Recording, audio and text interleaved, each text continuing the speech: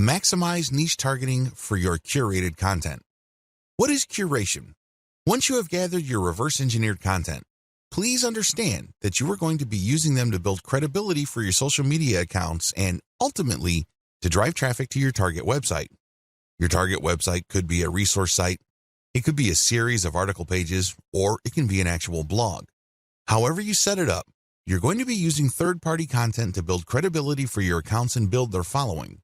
What will pull traffic from those accounts to your target pages, blogs, or resource sites are specific pieces of content or ads that you rotate in between curated content. I hope this is clear to you. You're going to be publishing curated third-party content on your social media account. Now, you may be asking, isn't this illegal? Wouldn't these people object? No, they won't. It's a win-win situation. You're driving traffic to them while at the same time establishing your own niche credibility.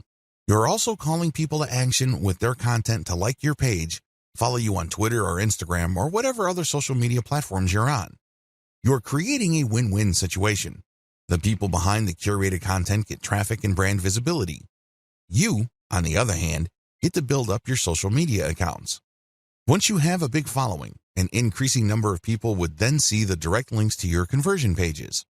They can then click through and you end up with more traffic to your email squeeze page.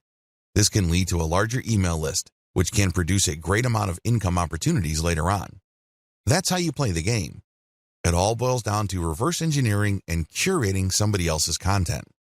How to improve curated content. I wish I could tell you that you can just take third-party viral content and promote them as is. This is precisely what a lot of other marketers are doing. Unfortunately, if you were to do that, you're going to be leaving a lot of money on the table. You have to understand that you're not just trying to pump up traffic with curated content. That should not be your main goal. Your main goal should not be traffic volume. Instead, your main goal is to get niche targeted people to review your materials.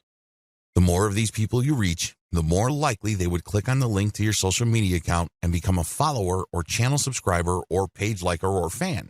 Whatever form it takes, your objective is to get a massive amount of people to follow you. You're trying to create a fan base. And it's going to be hard to do this if you are just sending out curated content with the same headlines that were originally used. People can see that your stuff is not really original, so they probably would ignore it. After all, this stuff is viral, so they've probably seen it before from somewhere else. Your first step after you have filtered curated content for niche specificity is to change their headlines. Create niche targeted headlines for all your curated content. Bring it home. Tighten the focus of this content. For example, if you have a dropshipping store that sells cat pendants and you have found really great viral videos of cute kittens, make sure the headlines of the video teases people or informs them about your inventory. This is not easy because you have to do it in an attention-grabbing way. But if you're able to give this enough time, you can come up with a niche-specific headline that will get people excited about your niche-specific social media account. Create niche-targeted descriptions or commentary for curated content. Not only should you recreate the headline of the content that you're poaching, you should also do the same for its descriptions or commentary. It's really important to make it clear that this content is intended for a specific audience. This way, when this material blasts its way all over the internet and through all social networks, it can then filter people who are interested in the content. Only people who are really in your niche would want to click on the link that you paired with the content to go back to your social media account. Use niche-targeted hashtags. This piece of advice applies to people using curated content on Twitter and Instagram. If you did your homework correctly with videos 4 and 5, you should already be aware of Twitter hashtags that are very popular in your niche. Compile a list of these. Rotate among these when you publish curated content on Instagram and Twitter. This way, you piggyback on hashtags being searched for by people interested in your niche. This is how you get niche-targeted eyeballs.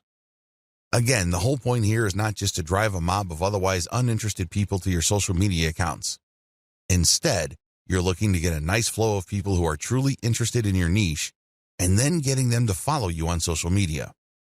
Remember the secondary effects of curated viral content.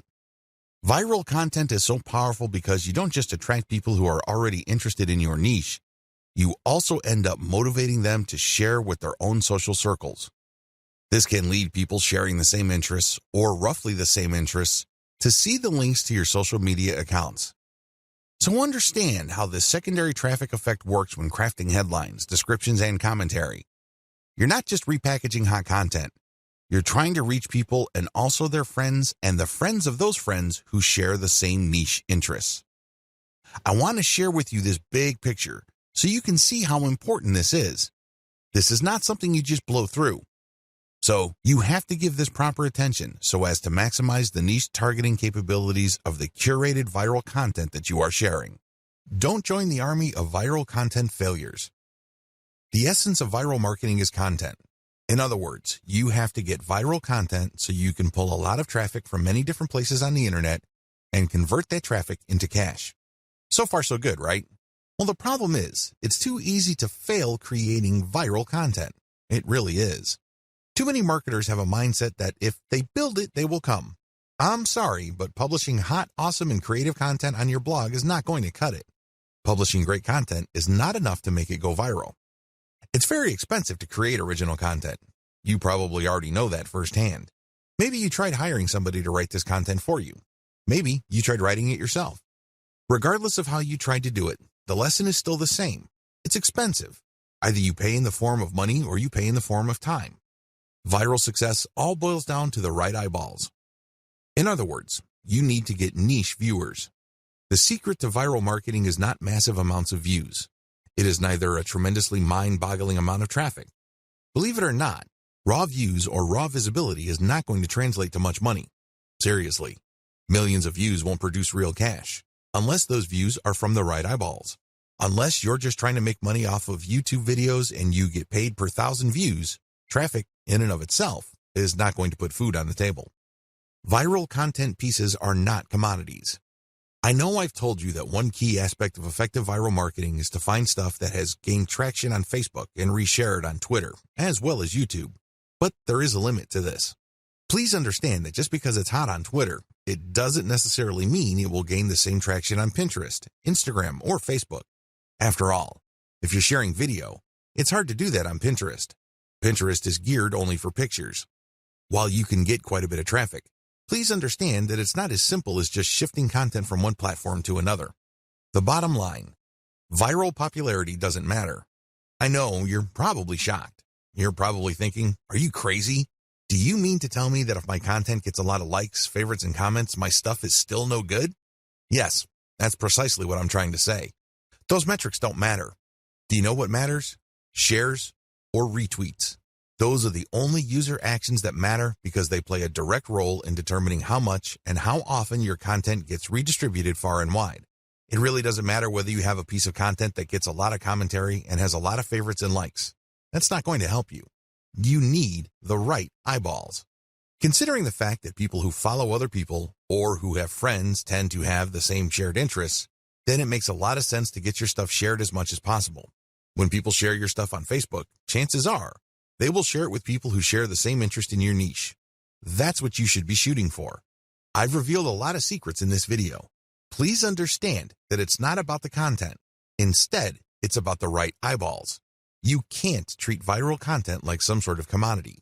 Also, the vast majority of social signals don't really matter when it comes to viral marketing. In video 2, I'm going to shock you even more with another eye-opening revelation.